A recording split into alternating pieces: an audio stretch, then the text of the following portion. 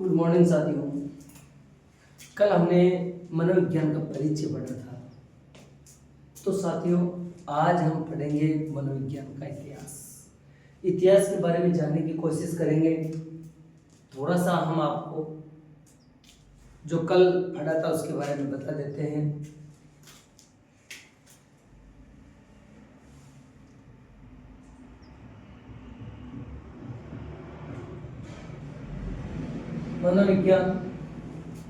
मनोविज्ञान क्या है? कल हमने पढ़ा था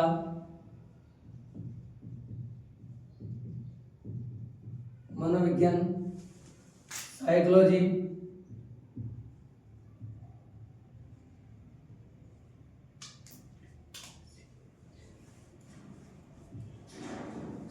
पढ़ा था हमने।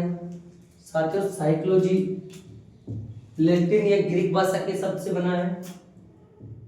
सबसे पहले ग्रीक भाषा में यूज किया गया, उसके बाद में लैटिन में धीरे धीरे। अगर एग्जाम में आ जाए तो पहले वरीयता किसको देंगे? ग्रीक। साइकोलॉजी किन दो शब्दों से मिलकर बना है? कल हमने ये भी जाना था। साइकी प्लस लोगस, इन दो शब्दों से मिलकर बना था। साइकी का मतलब क्या था? आत्मा, और लोगस का मतलब क्या था? अध्ययन। ठीक है, कल हमने यहां तक पढ़ा था। साइकी शब्द कहां से आया? तो साथियों, चौथी शताब्दी ईसा पूर्व में कौन हुए थे? एक विद्वान था अरस्तु। कहां के थे साथियों? यूनान के। कहां के थे? पैसे से क्या थे? दार्शनिक थे पैसे से, आपको पता है। उसके बाद में इन्होंने अलग से विषय तैयार किया, उसका नाम क्या था? मनोदर्शन। क्या था? मनोदर्शन। मनोदर्शन में इसने किसका अध्ययन किया था? ये मनुष्य है, और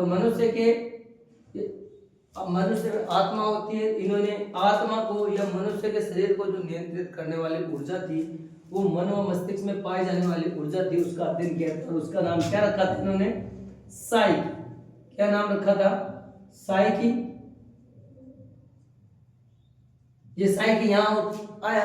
अब साइकी का जनक या साइकी शब्द को देने वाला कौन था साथियों? अरस्तु। यहां तक आपने समझ में आया। और साइकी क्या थी? मन और मस्तिष्क में पाई जाने वाली ऊर्जा का नाम साइकी दिया, जो ये शरीर को कंट्रोल करती है, यानी कि कंट्रोलर कहाँ होता है शरीर का? मन या मस्तिष्क में। ठीक है साथियों, अब ये आत्मा या मन या शरीर को कंट्रोल साइकी करती है। यहां तक हमने पता था। अब साइकोलॉजी शब्द कहां से आया ये भी हमने जाना था। तो 16वीं शताब्दी में, 16वीं ईस्वी में क्या नाम का था? कल बताया था आपको, रुडोल्फ गोल्काई नामक विद्वान था साथियों। रुडोल्फ गोल्काई ने कब?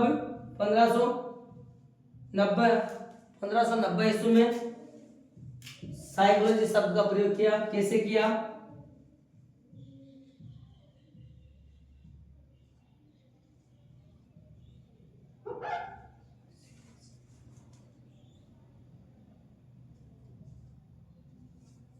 साइकोलॉजी शब्द का अध्ययन किया।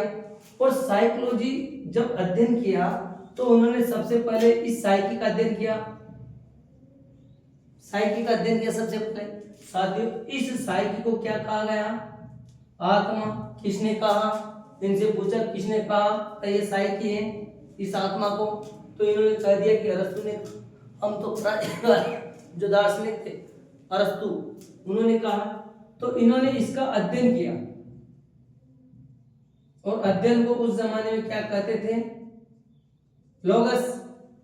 जो लोगस कहा जाता था साथियों, तो यहां पर शब्द क्या बना?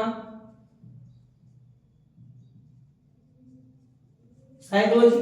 और साइकोलॉजी जो शब्द बन गया, तो सबसे पहले साइकोलॉजी शब्द का अध्ययन करने वाला या साइकोलॉजी शब्द का प्रयोग करने वाला 1590 में कौन बना? रुडोल्फ गोल्काई।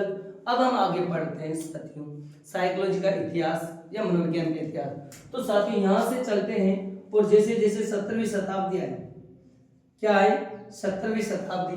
17वीं शताब्दी में कुछ विद्वान इन्होंने जो साइकोलॉजी है जिसका अध्ययन किया है साइकी का रुडोल्फ गोएकल ने किया, और उसके बाद में 17वीं शताब्दी में कुछ विद्वान हुए जिन्होंने कहा कि हम इसको नहीं मानेंगे कि साइकी वाइकी कुछ नहीं, हम इन्होंने मन के अध्ययन के बारे में कहा कि हम मन का अध्ययन करेंगे, हम इसको मन मानेंगे। और मन को मानने वाले उस जमाने में 17वीं शताब्दी में कौन थे?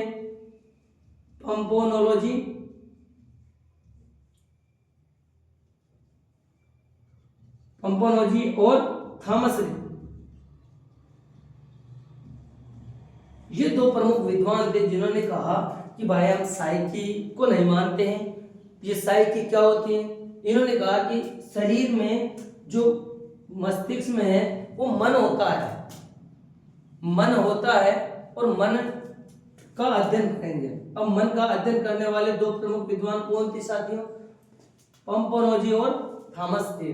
तो साथियों उसके बाद में धीरे धीरे समय निकलता गया और 19वीं शताब्दी आ गई। 19वीं शताब्दी आ गई और 19वीं शताब्दी में कुछ विद्वान आए जिन्होंने कहा कि हम इसको भी नहीं मानेंगे साहब, हम तो चेतना का मानेंगे। तो इन्होंने कहा कि हम ये मन में मन कुछ नहीं होता है, चेतना होती है शरीर में, यानी कि माइंड में जो मन व मस्तिष्क है इसमें 17वीं शताब्दी से शरीर जो मस्तिष्क में पाए